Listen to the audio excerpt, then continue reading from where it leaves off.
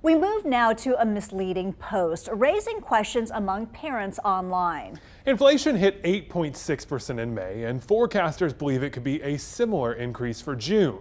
That report comes out next week. But right now, we know one thing for sure. Families need help with the high price of school supplies. An online post claims our state has a sales tax-free weekend at the end of this month. The truth is, lawmakers got rid of it years ago. WFMY News 2's Grace Holland dug into why it disappeared and verifies if it could make a comeback.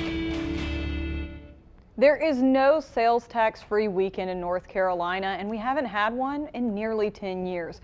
But it was pretty popular, so the next question is it possible to bring that back to North Carolina's tax-free weekend?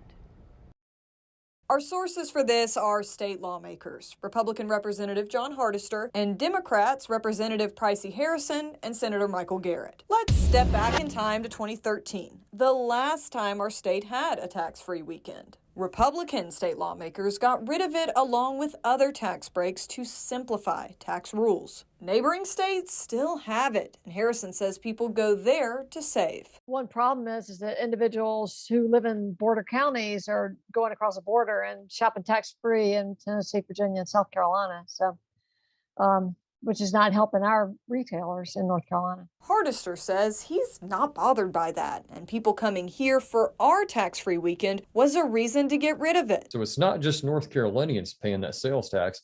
It's also people from out of state who are paying that. And when we had a tax-free weekend, that's when a lot of tourists would plan to come in, and they would spend a lot of money, and we're not getting any of that revenue. Democrats in the state legislature have tried to bring the tax-free weekend back over the years. Garrett sponsored the most recent bill in favor of it amid rising inflation and with a state budget surplus. I think it is something that we had within our ability to pass this session. We had the ability to afford it. The state's sitting on a $6 billion surplus, and I'm always a fan of returning some of those dollars back to the taxpayers in North Carolina. But Hardister says a tax holiday would be a temporary solution, and Republicans believe the tax changes they've made are working. We more than made up for it by drastically increasing the child tax credit, including an additional $500 increase in that tax credit that was enacted last year. And so if you have kids in school, that's a major benefit for your family.